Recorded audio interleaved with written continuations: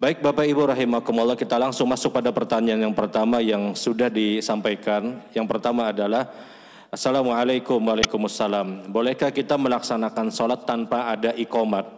Langsung kita mengerjakan sholat. Dan apakah sah sholat yang seperti itu? Dan bagaimana kalau kita melaksanakan sholat berjamaah bersama istri kita? Siapa yang iqamat antara suami dan istri? Mohon penjelasannya. Bapak Ibu rahimakumullah, di antara pembeda antara adzan dan iqamah adalah dari sisi hukumnya. Adzan itu hukumnya adalah fardu kifayah. Sementara iqamah itu hukumnya sunnah. Artinya ketika kita bicara hukum sunnah, pada saat itu ditinggalkan, maka tidak berdosa dan tidak menjadikan batalnya ibadah seseorang. Kenapa? Dia bicara amalan sunnah. Dan salah satu manfaat faedah sunnah adalah menambah ganjaran pahala yang Allah tetapkan. Kalaulah seandainya di dalam ibadah sholat berjamaah misalnya, tidak ada iqamat. Tahu-tahu misalnya imam sawsufufakum kemudian Allahu Akbar tanpa ada perintah untuk iqamah. Apakah makmum protes di belakang? Tidak, dia langsung ikut imam.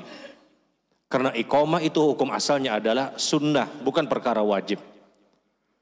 Artinya kalau seandainya tidak ada iqamah, sholatnya sah.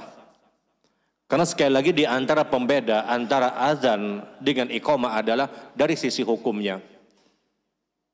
Azan itu hukumnya fardu kifayah. Apa itu fardu kifayah? Satu hukum yang diwajibkan oleh Allah yang kalau seandainya sudah ada yang mengerjakan maka gugur kewajiban yang lain. Persis sebagaimana ketika kita melaksanakan sholat jenazah, itu hukumnya fardu kifayah. Kalau sudah ada orang yang mensolatkan, maka gugur kewajiban yang lain. Tapi kalau tidak ada yang mensolatkan, maka semuanya berdosa. Begitupun juga ketika kita bicara azan, itu hukumnya fardu kifayah. Kalau di satu daerah, di satu tempat, orang sudah mengumandangkan azan. Apakah hukumnya wajib untuk mengumandangkan azan di masjid yang lain? Tidak wajib. Karena dia jatuh hukumnya pada fardu kifayah. Tapi sayang kalau dia melepaskan atau tidak mengumandangkan azan. Kenapa? Karena pahalanya besar.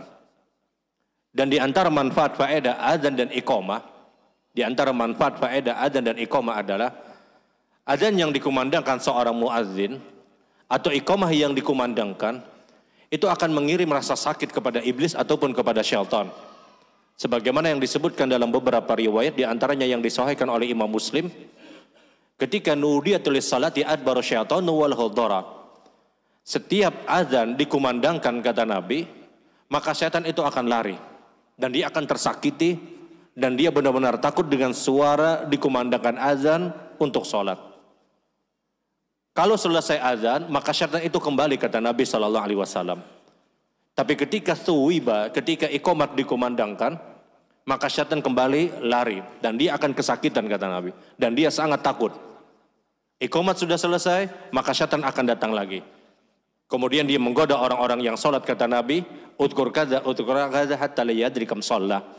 Syaitan kemudian menggoda orang-orang yang sholat, kemudian dia hembuskan bisikannya, wahai orang yang sholat, ingat akan ini, ingat akan itu.